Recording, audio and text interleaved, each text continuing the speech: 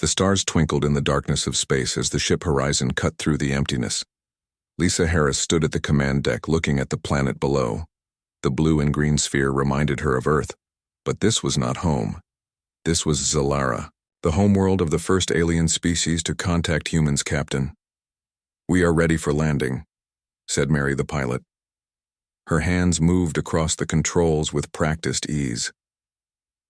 Lisa nodded and took a deep breath.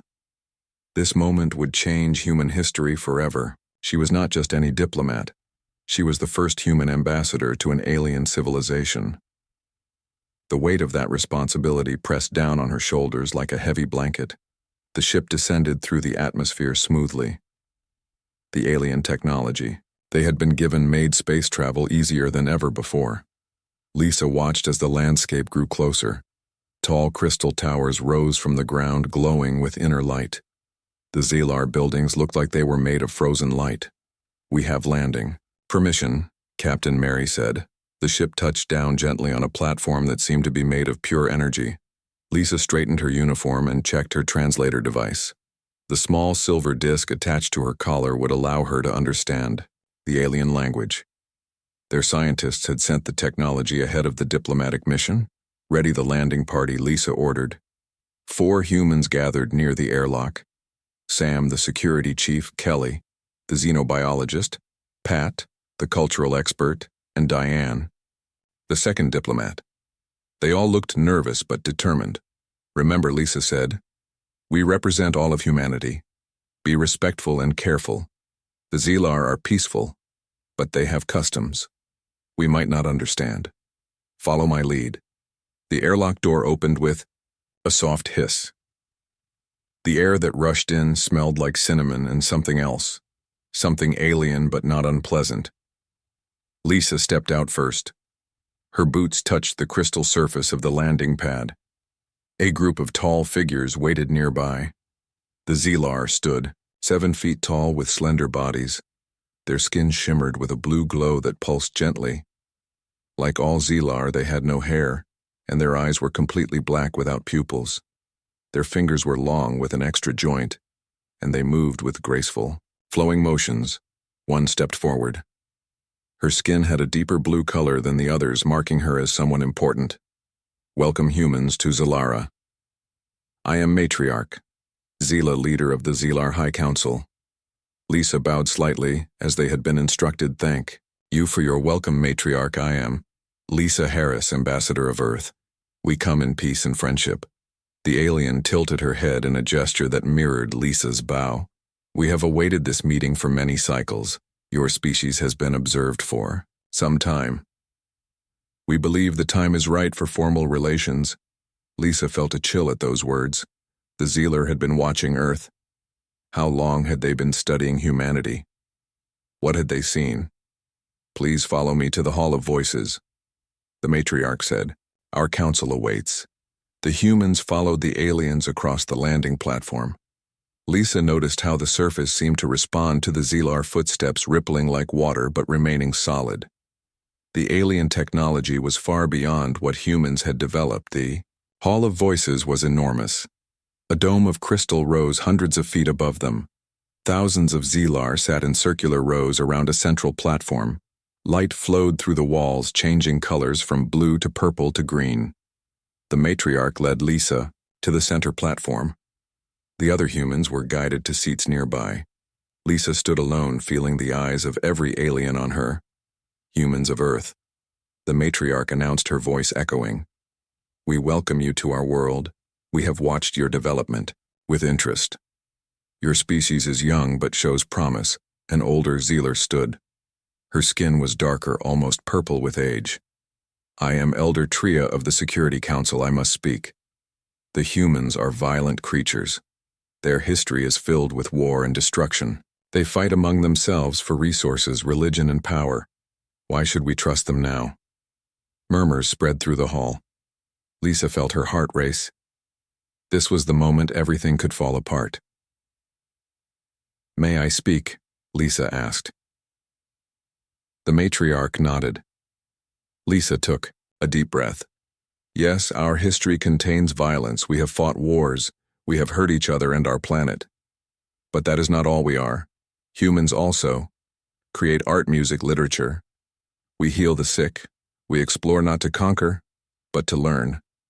We love, we dream. We hope each generation tries to be better than the last. We are not perfect, but we are growing.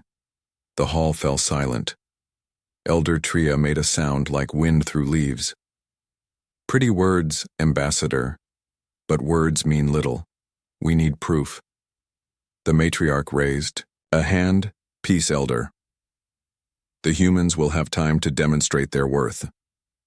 She turned to Lisa. We have prepared quarters for you and your team. Tomorrow the negotiations will begin. Rest now. The human quarters were comfortable, though strange by Earth standards. The beds seemed to float in the air with no visible support. The walls glowed softly, providing light. The temperature adjusted automatically to their comfort. Lisa sat with her team discussing the first meeting. They don't trust us, Sam said, playing with her security badge. They think we're dangerous, Kelly the xenobiologist nodded. They have reason to be cautious. From an outside perspective, human history would look violent. Pat the cultural expert was examining the room. The Zealer value, harmony above all. Their society has no crime, no war, their art, their buildings, everything shows balance. They probably find us chaotic and unpredictable. Diane, the second diplomat, looked worried. Do you think they'll give us a chance? Lisa stared out. The window at the alien city, its towers reaching toward the stars. We have to prove ourselves worthy, she said. Not just with words, but with actions. This is our one chance to join the galactic community. We can't fail. That night, Lisa dreamed of Earth, its blue oceans and green forests.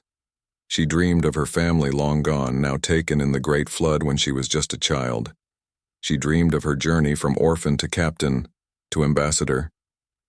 She woke to a soft, chiming sound. A young Zealar stood in the doorway. Ambassador, the council awaits, she said. Lisa dressed quickly and followed. The young Zealar led her not to the great hall, but to a smaller room where the matriarch waited alone.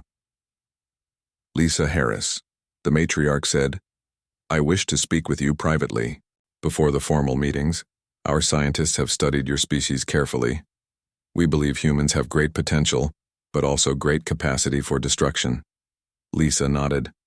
I understand your concerns. What can I do to prove our peaceful intentions? The matriarch touched a wall and it became transparent, revealing another room where a small Zealer child lay on a bed, her skin barely glowing. This is my daughter, the matriarch said. She is dying from a genetic condition. Our medicine cannot help her, but our scientists believe there is something in human biology that might save her. Lisa stared at the child, feeling a surge of sympathy. What do you need from us? The matriarch looked directly into Lisa's eyes. We need your help personally, Ambassador. Your genetic structure is compatible. The procedure would be painful for you, perhaps dangerous, but it might save my child. Lisa understood now. This was the real test, not the formal talks, not the diplomatic speeches. This was about proving humanity could care for someone different from themselves. I will help, Lisa said without hesitation. What must I do? Lisa followed the matriarch through crystal corridors that seemed to shift and change as they walked. The walls pulsed with gentle light, responding to the presence of the Zealar leader. They arrived at what appeared to be a medical facility. Several alien doctors moved around the room. Their movements were fluid, almost like dancing. The small Zealar child lay on a floating platform. Her skin barely glowed, unlike the healthy blue luminescence of the adults. Her breathing was shallow, her small chest barely moving. This is Nara, my daughter, the matriarch said. Her voice contained emotion that needed no translation. Lisa approached the platform. The child looked fragile, her skin nearly transparent. Lisa could see the faint outline of organs and bones. Beneath, our scientists discovered something unusual in your species. The head doctor explained, approaching Lisa. Your bodies produce certain cells that can adapt and bond with other species. This is rare in the galaxy. Most life forms reject foreign biology. But humans are different. Your bodies seek connection even on a cellular level. The doctor showed Lisa a holographic display of human cells meeting Zelar cells. The human cells changed shape slightly to accommodate the alien biology. We believe a transfusion of your genetic material could save Nara. The doctor continued. But the process would require more than just blood. We would need bone marrow stem cells. The procedure would be painful for you. The recovery difficult. There is risk. Lisa looked at the child, then at the matriarch. How high is the risk? The doctor hesitated. 20% chance of serious complications, perhaps 5% chance of death. Lisa nodded thoughtfully. If this were a human child, would you hesitate? She asked herself. The answer came immediately. No, she would not. I will do it, Lisa said. The matriarch made a sound like gentle bells. Are you certain? This is not a requirement of our negotiations. I would not force this upon you. Lisa shook her head. This has nothing to do with diplomacy. This is about helping a child. I choose this freely. The preparation took several hours. The doctors explained each step. The procedure would take Lisa near death. Her bone marrow would be extracted in a way no human doctor would attempt. Then the modified cells would be given to Nara. Sam burst into the medical facility, her face red with anger. You can't do this, she shouted. This is crazy. They could kill you. Lisa remained calm on the floating bed where the doctors had placed her. This is my choice, Sam, but you're the ambassador, Sam argued. We need you. The mission needs you. Lisa took Sam's hand. I believe this is the mission, to show the Zelar who humans really are. Not through words, but through actions. What better way to prove our worth than to help save a child? Sam shook her head. Still angry, but understanding dawned in her eyes. If you die, I'm going to be really mad at you. Lisa smiled. Tell the team to continue the cultural exchange. Everything proceeds as planned after. Sam left. The doctors began. Lisa felt the sting of needles in her arms and legs, then came the pain. Deep searing pain that reached into her bones. She bit back screams as the alien technology extracted what was needed from her body. Time blurred. Pain became her world. Lisa drifted in and out of consciousness. She dreamed of Earth, of her parents, of the flood that took them. She dreamed of space, of stars, of the long journey to this alien world. When she finally woke, her body felt hollow. Every muscle ached. Her throat was dry. Her vision blurred. The matriarch sat beside her. Did we succeed? Lisa asked, her voice a raspy whisper. The matriarch took Lisa's hand, an unusually intimate gesture for the normally reserved aliens. Yes. Nara responds well. Her body accepts your cells. Her glow strengthens. She will live because of you. Lisa closed her eyes, relief washing over her. I am glad. You risk your life for a child not of your kind, the matriarch said. Why? Lisa thought about it. For the same reason. I would help a human child because she needed help, because I could give it. Sometimes it is that simple. The matriarch was quiet for a long moment. My people believed humans too. Primitive, too violent, too selfish for true alliance. We feared your species, but you have shown us something unexpected.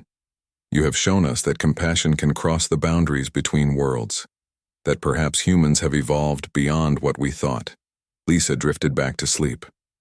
Her dreams were peaceful now. Recovery took days. Lisa regained strength slowly. The human medical officer, Kelly, worried, constantly checking Lisa's vital signs. The alien doctors assured them both that Lisa would recover fully. On the 5th day, Lisa was strong enough to attend the council meeting. The team helped her dress, Sam supporting her as they walked to the Hall of Voices. The hall fell silent as Lisa entered, leaning on Sam. The matriarch met them at the entrance. You should be resting. Ambassador. Lisa straightened, trying to stand without help. I wanted to be present for the discussions. The matriarch guided her to a seat at the center of the hall. Thousands of Zelar watched. The matriarch raised her hands. People of Zelara, I present to you Lisa Harris of Earth. 5 days ago she gave part of herself to save my daughter Nara. She risked her life for a child she had never met, of a species not her own. The hall erupted in a sound like rushing water. It took Lisa a moment to realize it was applause. The Zelar way of showing approval. Elder Tria approached, her skin still dark purple with age. "I was wrong about you, human," she said. "Your actions speak louder than any words. I withdraw my objections to alliance with Earth." One by one the council members spoke. Each had been skeptical. Each now supported friendship with humans. The test had been passed, the alliance would begin. Later in the medical facility, Lisa visited Nara. The child was sitting up, her skin glowing healthy blue. She looked at Lisa with curious black eyes. "You saved me," the child said in perfect English. Lisa smiled, surprised. "You speak my language, I learn quickly," Nara replied. "Mother says I have part of you now inside me. We are connected." Lisa reached out hesitantly.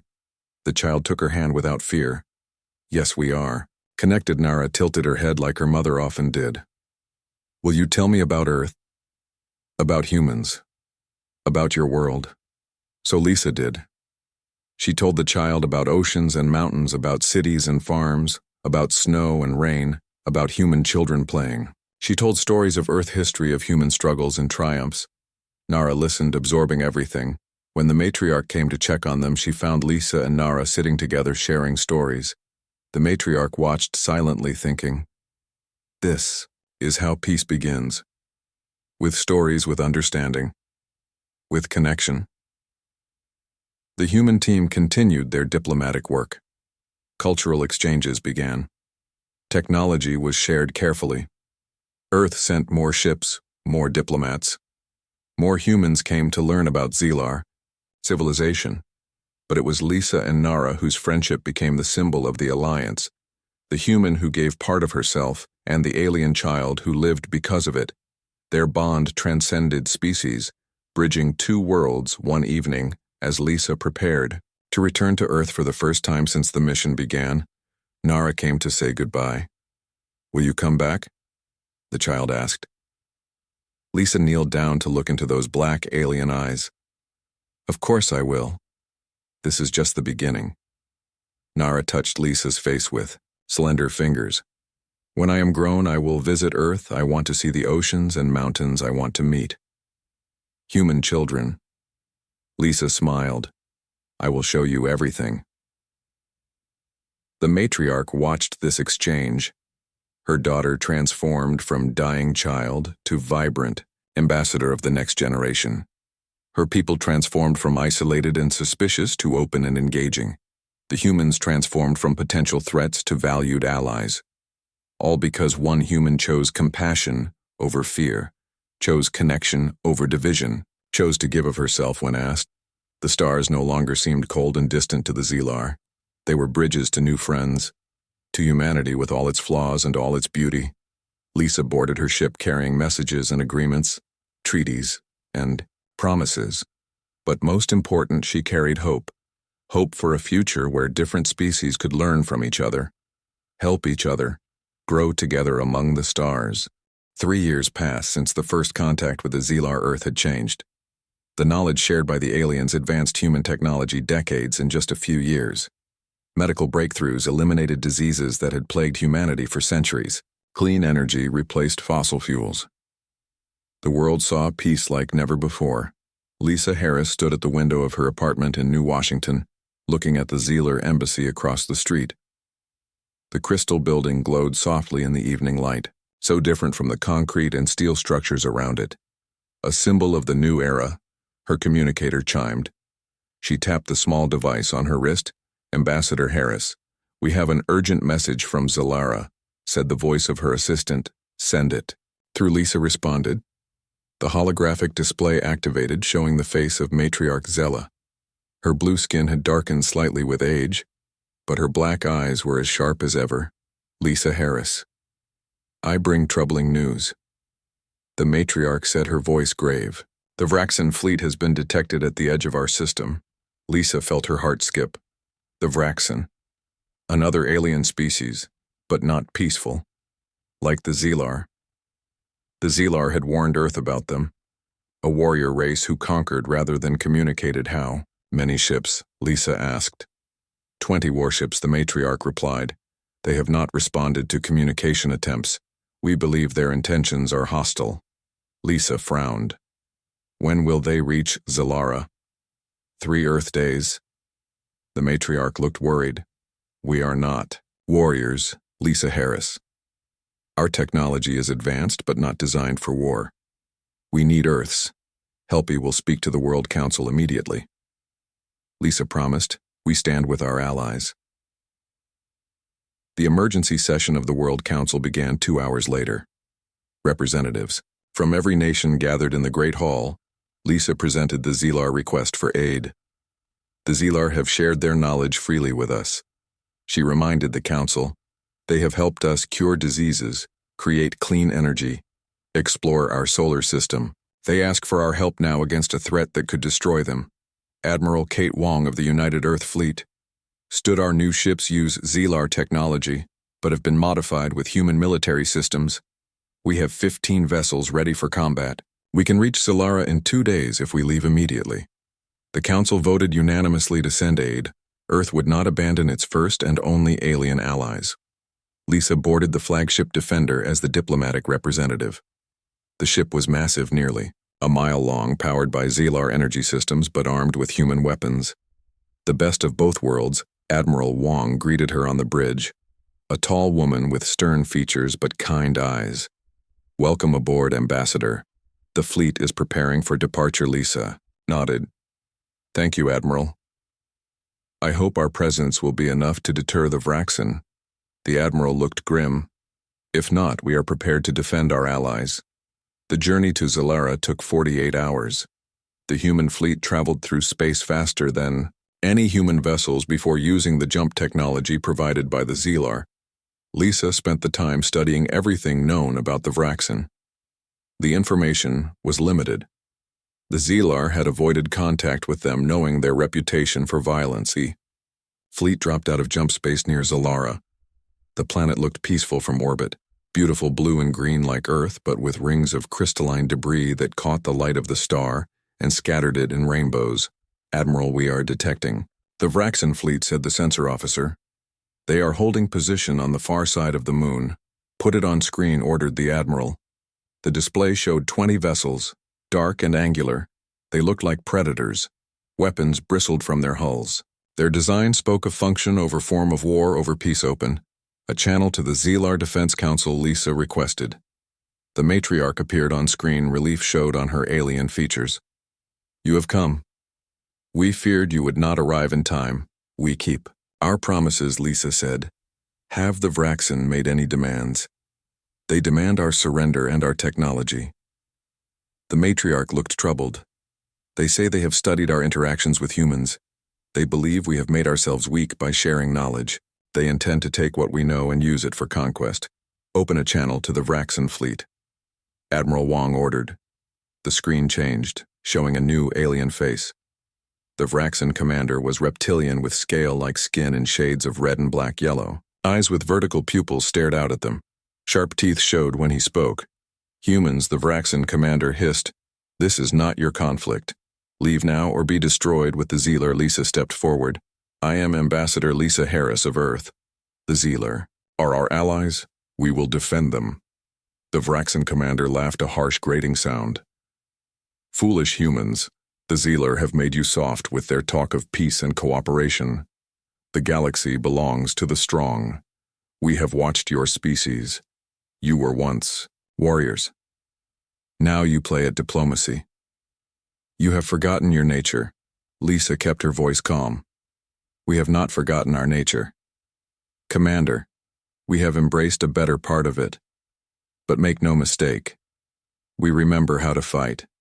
If you attack the Zelar, you attack Earth as well. The commander leaned forward, his yellow eyes narrowing. Then you will die together. The screen went dark. The Vraxen fleet is moving, Admiral, said the tactical officer. They are taking attack. Formation. Admiral Wong looked at Lisa. Your diplomatic approach has failed, Ambassador. Now we do things my way. Battle stations. The human fleet moved to intercept the Vraxen vessels. Lisa watched as Admiral Wong directed the ships with practiced skill. The Admiral had fought in the last Earth War before global peace. She knew combat in a way Lisa never would. The first shots came from the Vraxan energy weapons lanced out toward the human ship shields holding, reported the tactical officer. Minimal damage return fire, ordered the admiral. Target their weapon systems only. The human ships fired precisely. Xelar targeting systems combined with human weapons proved devastatingly effective. 2 Vraxan ships lost weapons immediately disabled but not destroyed. The Vraxan commander appeared. On screen again, his yellow eyes wide with surprise. Your weapons. They are more powerful than we expected. We do not wish to destroy you. Commander, Lisa said. Step back. Return to your territory. We can discuss terms, the commander snarled. We do not negotiate with prey. The battle resumed more intense now. The Vraxan ships attacked aggressively, but without the precision of the human fleet. 3 more Vraxan vessels were disabled, their attacks growing desperate. Lisa watched as Admiral Wong coordinated the defense. The human ships moved in perfect formation, protecting each other and the planet below. The Admiral was brilliant, her strategy flawless. Suddenly alarms blared. A Vraxan ship had broken through, headed directly for the planet. They mean to attack, the Surface Admiral Wong said grimly. Lisa thought quickly of the cities below. Of Nara, now a young Xelar growing up in peace. Of all that would be lost. Stop them, she said. The Admiral nodded. Defender will pursue. The rest of the fleet will hold position. The flagship accelerated, chasing the Vraxan ship toward the atmosphere. The enemy vessel fired at the planet below. The shots impacted a shield that appeared around the main Xelar city. The Xelar defenses were holding, but for how long? Target their engines, ordered the Admiral. The weapons officer fired a direct hit. The Vraxan ship faltered. Its descent halted, but not before it launched something toward the surface missile, detected heading for the capital city. Lisa felt her heart stop. No. The Admiral made a split-second decision. Deploy the interceptor, a small craft launched from the Defender racing toward the missile. It positioned itself directly in the missile's path. The brave pilot knew there was no time to destroy it, only to block it. The explosion lit up the sky above the Xelar capital. The interceptor and the missile destroyed together. The pilot sacrificed to save millions. The Vraxan fleet, seeing their attack failed, began to retreat. The human ships let them go. There had been enough death. This day, Lisa stood on the bridge of the Defender looking down at Xelara. The planet was safe. The people protected. And Earth had proven its worth as an ally. When she landed at the capital city. Hours later, the matriarch met her. The alien leader bowed, deeply a gesture of profound respect. Lisa Harris, you have saved our world again. The matriarch said, First, my daughter.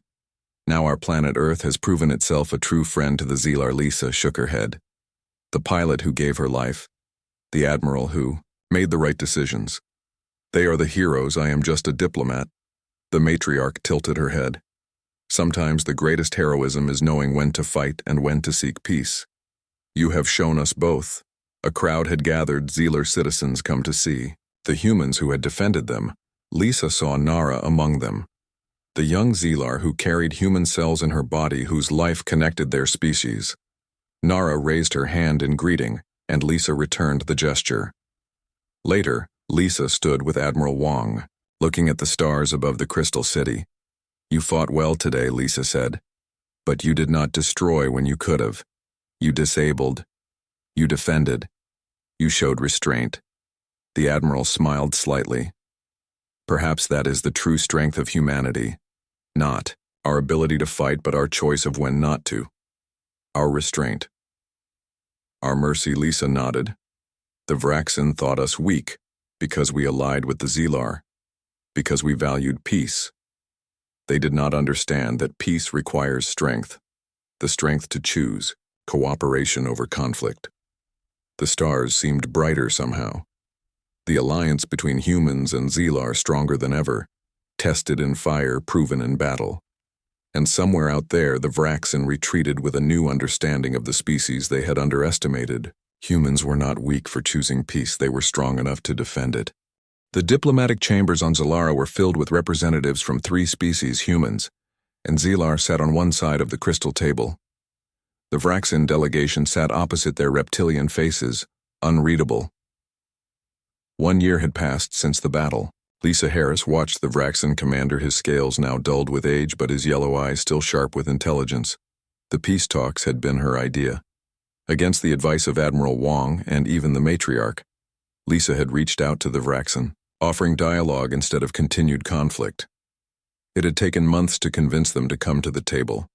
Commander Zrax shifted in his seat. "We have reviewed your proposal." He said, his voice a low hiss. "The terms are acceptable." Lisa kept her expression, neutral though. Inside she felt triumph. The agreement would establish boundaries respecting Zelar and human territory. It would allow for controlled trade and cultural exchange. It would end the threat of war. The matriarch spoke, her voice melodic. "We are pleased you have chosen cooperation, Commander. There is much all our species can learn from each other." The commander made a sound like stones grinding together. "Do not mistake pragmatism for weakness." Matriarch, "We accept these terms because they benefit the Vraxin, not because we have embraced your philosophy of peace." Lisa intervened smoothly. "Each species must follow its own path." Commander, "But paths can run parallel without crossing." The documents were signed, the first treaty between 3 different sentient species in known history. Lisa knew it would not be perfect. There would be violations, misunderstandings, tensions, but it was a beginning. As the Vraxin delegation prepared to leave, Commander Zrax approached Lisa.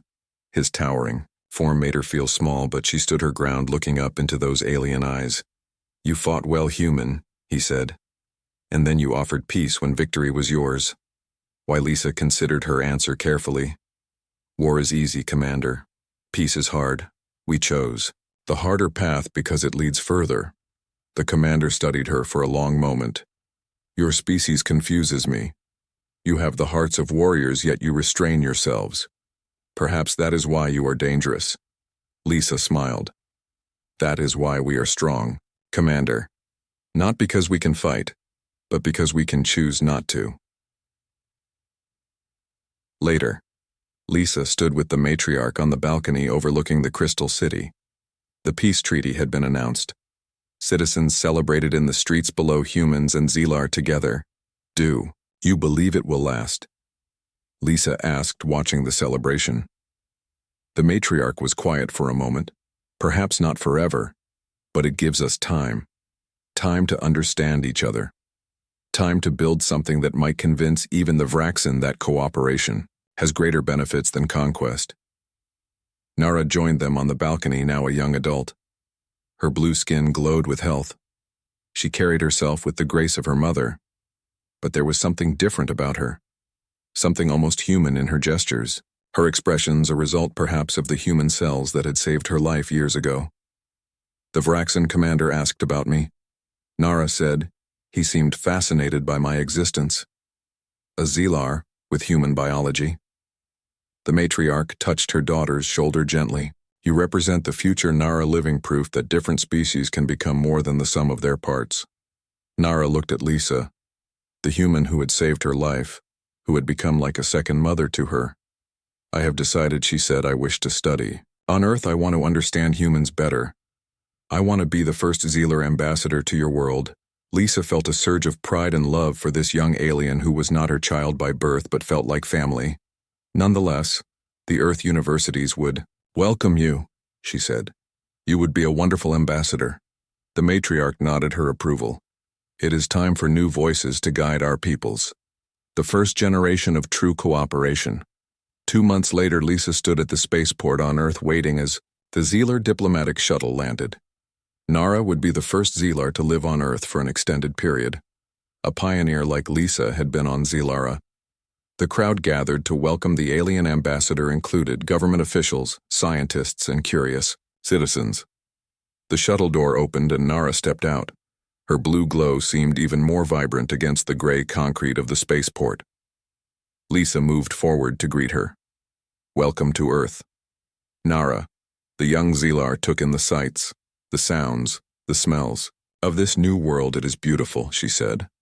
"So different from home, but beautiful." They traveled to the university where Nara would study and serve as ambassador. Humans stared as they passed, some with wonder, some with uncertainty. Change never came. Easily, but it came. Nara adapted quickly to Earth. She absorbed human culture, studied human history, learned human arts. She became a bridge between the species, answering questions, teaching about her own people. In her free time, she explored Earth's natural wonders. The oceans, the mountains, the forests, the diversity of life amazed her.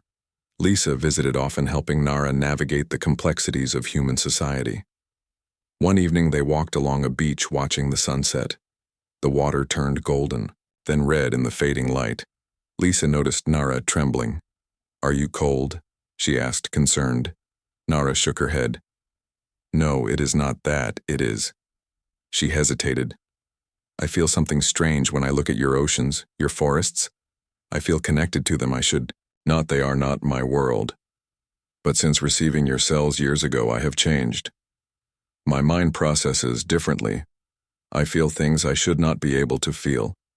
I dream of places on Earth I have never seen." Lisa took Nara's hand. "The genetic transfer, it changed you in ways we didn't expect. It gave you more than just life. It gave you a connection to humanity, to Earth." Nara looked at the ocean. "Is that wrong? To be neither fully Xelar nor human, but something in between?" Lisa squeezed her hand gently. "It is not wrong. It is evolution. The next step. Perhaps the future of both our species." As they stood there at the edge of the ocean watching the stars appear above the water, Lisa thought about how far they had come. First contact, saving Nara, war with the Vrax in peace. And now this young alien who was part Xelar, part human. The living embodiment of what cooperation between species could create. The years passed.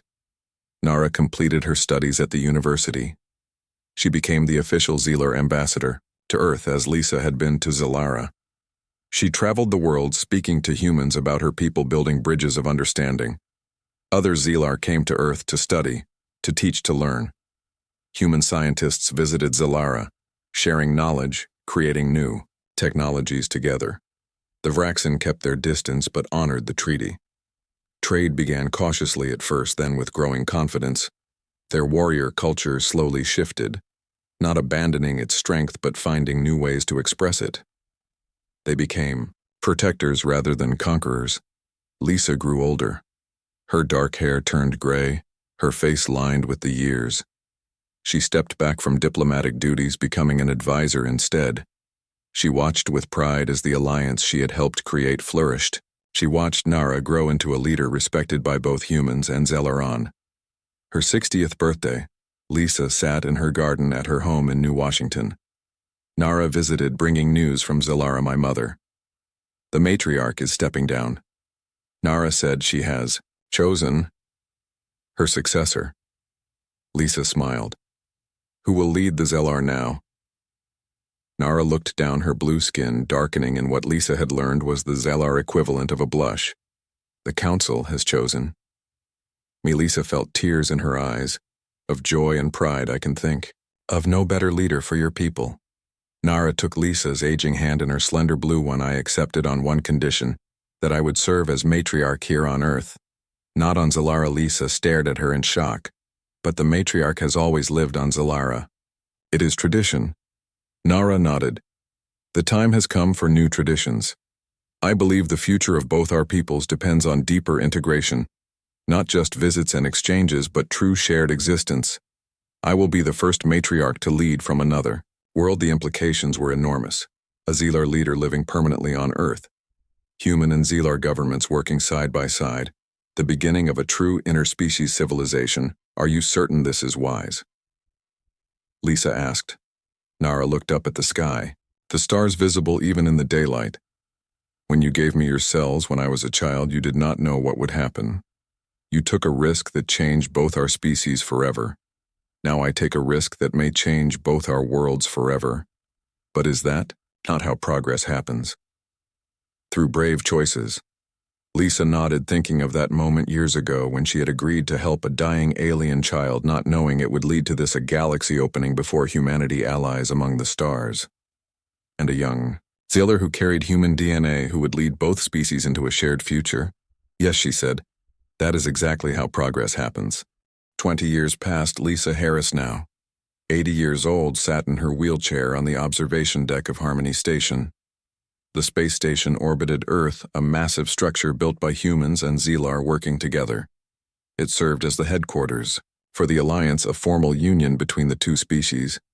Lisa watched Earth below. Beautiful blue and green shuttles traveled between the planet and the station, carrying diplomats, scientists, families. Human and Zelar lived and worked together now, not just on the station but in cities on both worlds. Matriarch Nara entered the observation deck. Her blue skin had darkened with age but still glowed with health. She moved with the same grace she had always possessed, though now there was an added dignity that came with her position as leader of the Zelar people. Lisa smiled at her approach. You look tired. My friend. Nara sat beside her. The council meeting ran long. The Vraxan delegation had many questions about the new Deep Space Initiative. Lisa nodded. The Vraxan had slowly become part of the Alliance over the years, never fully integrated, always maintaining their independence, but participating in joint projects, especially those involving exploration and defense. How is your health, Nara? Asked, concern in her black eyes. Lisa shrugged. Old age comes to all humans eventually. The doctors say the treatments are working, but time catches everyone in the end. Nara took Lisa's hand. I have been working with the medical team. There may be a way to help you. Lisa raised an eyebrow. Another treatment? I have had so many.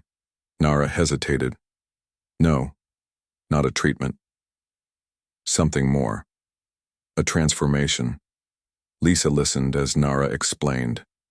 The Zelar scientists had been studying the unique bond between them for decades. The human cells in Nara's body had changed her, giving her a connection to humanity that no other Zelar had. Now they believed they could reverse the process. We could transfer Zelar cells to you. Nara said, they would regenerate your aging body, but, more than that, they would change you as your cells changed me.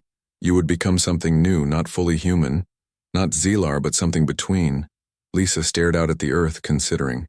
The idea was both frightening and fascinating, to be transformed, at the cellular level, to become the second hybrid after Nara. A bridge between species in the most literal sense. Would I still be me? She asked. Nara nodded. Your mind, your memories, your soul would remain, but your body would change. You would live longer, perhaps much longer. Your perception might alter. You might sense things humans cannot. You would be the first but not the last if it works.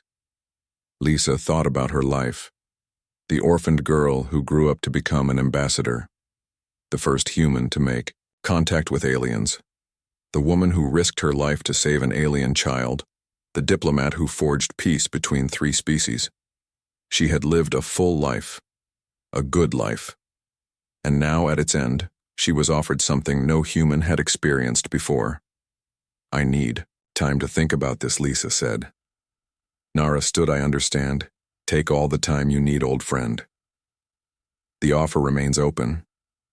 After Nara left, Lisa sat watching her homeworld turn below. She thought about the future, not just her own, but humanity's. If the procedure worked, if others followed her path, what would it mean for both species? Would they eventually become one new species, neither human nor Zelar, but something else entirely? Evolution directed by choice, rather than chance.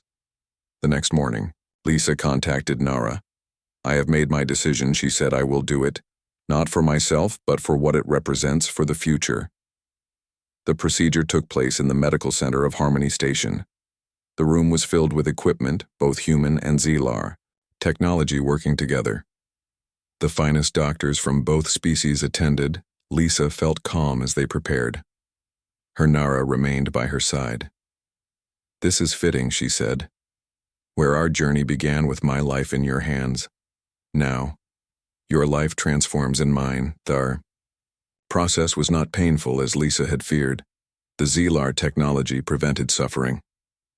She felt warmth spreading through her body from the injection sites, a tingling sensation that grew stronger. Her vision blurred, then sharpened, becoming clearer than it had been in decades. She could suddenly see spectrums of light invisible to human eyes, colors she had no names for. She felt her heart rate change, her breathing shift. Her skin began to glow faintly with blue light. The doctors monitored everything, calling out readings in both human and Xelar languages. Then it was done. Lisa sat up, feeling strength return to limbs that had grown weak with age. She looked at her hands. The skin was still human in texture, but now emitted a soft blue luminescence, like Xelar skin. She felt different, yet still herself. The recovery took weeks as her body adjusted to the changes. Lisa grew stronger each day. The wheelchair was abandoned. Her gray hair fell out, replaced by a smooth scalp like the Xelar. Her eyes, darkened though not completely black like theirs, her hearing sharpened. She could sense electromagnetic fields, feel the energy flowing through the station. Most surprising were the dreams. In sleep she saw Xelara in perfect detail, though she had not visited in years. She felt connected to the planet, to its people. She understood instinctively things about Xelar culture she had never been taught. The doctors were amazed. The transformation had worked better than they had hoped. Lisa's human DNA had merged with the Xelar cells, creating something new, something stable, something that could be replicated. News of the procedure spread quickly. Some humans feared it, seeing it as the end of humanity. Others were fascinated, eager to experience the transformation themselves. The Xelar were more accepting, already familiar with Nara and her unique status. The concept of evolution through choice resonated with their philosophy. 6 months after the procedure, Lisa stood before the Alliance. Council human and Xelar representatives filled the chamber with Vraxan observers at the back. Her appearance caused a stir. Her skin glowed softly with Xelar light, but her features remained human. A living bridge between species.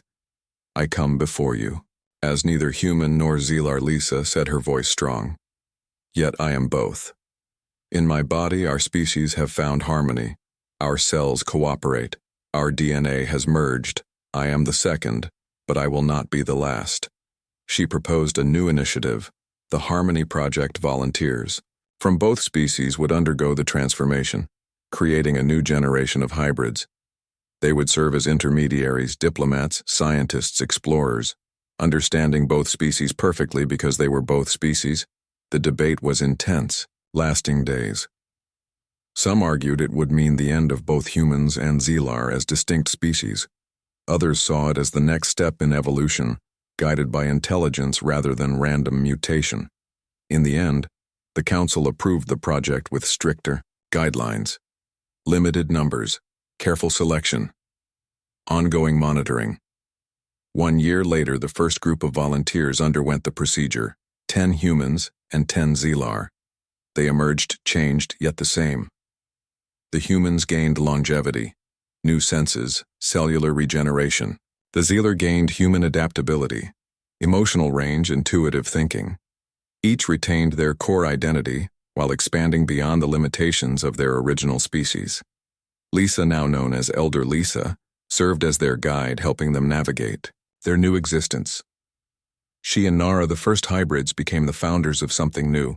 5 years after Lisa's transformation, she stood with Nara on the bridge of the Explorer. The first ship crewed entirely by hybrids. Its mission to seek out new civilizations, to expand the Alliance, to explore beyond their solar systems. The crew represented the best of both worlds. Human creativity and passion combined with Xelar wisdom and harmony. Their unique biology allowed them to adapt to environments that would be hostile to either humans or Xelar alone. As the ship prepared to depart, Lisa looked at Nara. "Do you remember when we first met? When you were a dying child and I was just a human diplomat?" Nara nodded. "How could I forget? You saved my life." Lisa smiled. Who could have imagined where that moment would lead? 2 species meeting, becoming allies, becoming friends, and now becoming one Nara, gestured to the crew around them working together, preparing for humanity's first true deep space mission. Not one species, not the other, but something more than either could be alone. Is this not the true purpose of life, to grow, to change? To become more than we were, the explorer left orbit, accelerating toward the distant stars.